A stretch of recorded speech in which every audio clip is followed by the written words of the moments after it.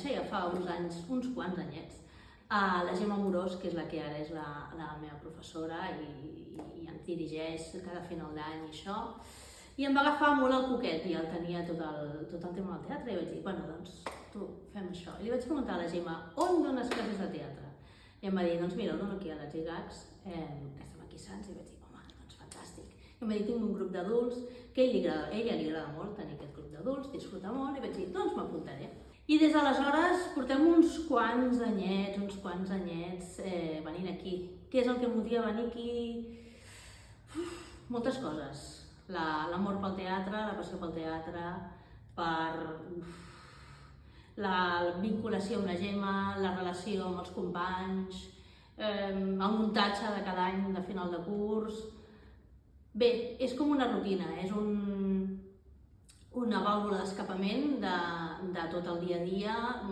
Penses, arribes el dilluns, comences una setmana molt dura laboral i de cop i volta hi ha això que és com un petit miracle, només començar el dilluns i que et permet aguantar la resta de la setmana fins divendres. Durant aquests anys he conegut a molts companys diferents, alguns que han anat venint i han anat marxant, altres de nous, tots igual de macos, però sempre tinc un record especial per aquell primer muntatge final de curs en el que vaig poder participar i que ens ho vam passar molt bé, que vam fer... Bueno, la Gemma ens va posar en un tema musical quan no en tenim ni idea de cantar, quan allà fèiem el que podíem, cantàvem, recitàvem i teníem una cançó, a més, que ens havíem d'anar passant als micros i la persona que havia de cantar es va oblidar que havia de cantar i em va passar el micro a mi.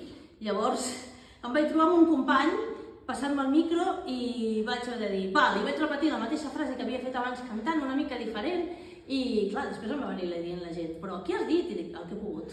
No em demaneu més coses, he dit el que he pogut. I això sempre està en el record. Han passat moltes coses en aquest temps, hem fet aules obertes al Nadal, el primer any que teníem un artista amb un cotxe pintat, amb cartró i... bueno, una meravella. Ja tinc uns companys de teatre que són una meravella i que ja estem preparant l'obra d'aquest final de curs i ja estem pensant què podem fer l'any que ve. Així que això és un suma i sigue i no s'acaba mai. L'han lligats per molt de temps, que ens segueixi donant aquestes alegries amb el teatre i amb les classes i amb els companys i amb els professors. A veure, molt petita, anàvem a una escola de monges i ens vam fer alguna obra de teatre, doncs allò típic que fas al muntatge a final de curs, i havíem fet alguna obra de teatre que ja m'havia agradat.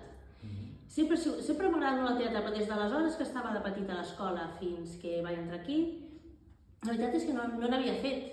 I sí que havia conegut a la Gemma amb aquest projecte, que era un projecte per portar el teatre a les escoles i ajudar els professors que es dediquen a fer obres de teatre al final de curs i no tenen cap mena de formació.